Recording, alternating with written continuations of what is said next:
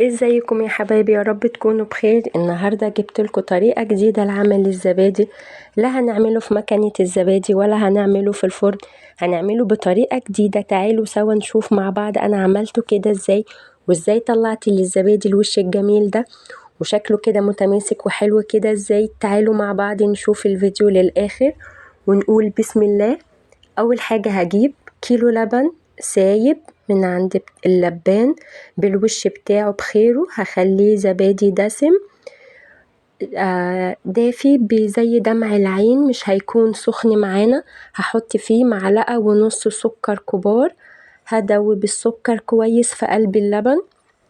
وبعد كده هجيب كوباية زبادي، برضو زبادي بلدي مش بتاع الشركات، هتكون بدرجة حرارة الغرفة. هنزلها على اللبن الدافي، لبن دافي مش لبن سخن، دافي زي دمع العين، دافي بسيط خالص. وهبتدي ان انا ادوب الزبادي في قلب اللبن كويس جدا. انا اول حاجة اشتغلت بمضرب السلك، قعدت اقلب كتير كتير كتير كتير. وبعد كده انا عشان عايزة وش للزبادي، وش يتعمل له الزبادي كده وش عالي وكبير، هنضربه في الخلاط. بس انا ما صورتش الحتة الجزئية بتاعت ان انا ضربته في الخلاط. بس احنا هناخد بعد ما دوبنا الزبادي هناخده هنحطه في الخلاط وهنضربه 2-3 دقايق لحد ما هتلاقي الزبادي اللبن ده عمل فوم كبير قوي كده. هوريكوا شكله دلوقتي. هنا بعد ما انا ضربت اللبن في الخلاط شايفين شكله ما شاء الله عمل معايا وش كبير ازاي. شايفين الوش بتاع اللبن عامل ازاي؟ شايفين ما شاء الله، الله اكبر. انا هقسمه في كل الكوبايات بتاعتي. انا كيلو اللبن ده هعمله في 6 مجات شاي كبار، همليه للاخر. هقسم الوش على 6 كوبايات الشاي المجات دول. وبعد ما هقسم الوش هنزل باللبن. ما ننساش يا جماعة اللبن دافي بسيط خالص، مش هخليه سخن ولا هخليه ساقع. وكوباية الزبادي بدرجة حرارة الغرفة. وبعد كده انا هبتدي ان انا اصب اللبن في قلب الكوبايات. هملي الكوبايات على الاخر او زي ما انت عايزة، ممكن نعمله في كوبايات صغيرة هياخد معانا حوالي 12 كوباية. انا هنزل اللبن كله وهعمله، هوريكم طريقتين للزبادي. انا هوريكم الطريقة عشان اوريكم ان مفيش فرق خالص ما بينهم، بس انا هوريكم ازاي ان هو سهل.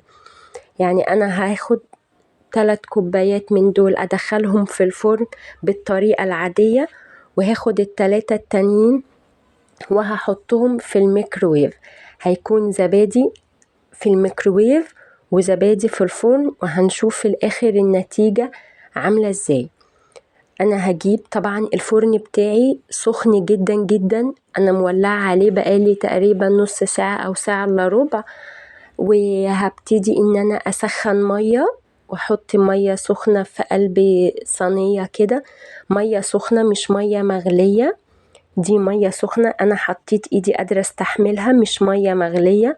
الفرن بتاعي سخن جدا حامي. هحط فيه 3 كوبايات وهدخلهم الفرن عشان نشوف الفرق ما بين الفرن وما بين طريقة الميكروويف. انا هدخل الزبادي بتاعنا في الفرن، وبعد كده هاخد 3 كوبايات تاني وادخلهم في الميكروويف. الميكروويف طريقته ركزوا معايا شوية. احنا هندخله اول حاجة، الميكروويف ده مش هفتحه خالص. يعني انا يا دوبك حطيت الزبادي كده وهقفل الباب، مش هفتح عليه خالص تاني.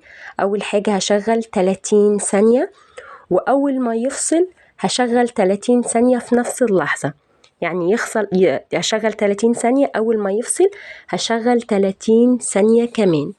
ادي اول 30 ثانية خلصوا، شغلت ال30 ثانية اللي بعدهم. وبعد كده هسيب الميكروويف مقفول زي ما هو وهسيبه يرتاح ربع ساعة. وبعد كده هشغل تاني 30 ثانية. اول ساعة انا هشغل فيها 4 مرات الميكروويف، على كل مرة 30 ثانية. ربع ساعة شغل 30 ثانية، بعد كده ربع ساعة كمان 30 ثانية، بعد كده ربع ساعة كمان 30 ثانية 4 مرات، وبعد كده هشغل ساعة كمان، كل نص ساعة هشغله 30 ثانية. أول ساعة 4 مرات، تاني ساعة مرتين بس. الطبق الأسود ده الزبادي اللي كان في الفرن. شايفين شكله عامل ازاي؟ شايفين الوش ما شاء الله شكله تحفة، شايفين شكله متماسك جدا جدا. بصوا قلبته ازاي على وشه، متماسك جدا، عامل وش كبير خالص. الطبق الأبيض ده اللي كان في الميكروويف.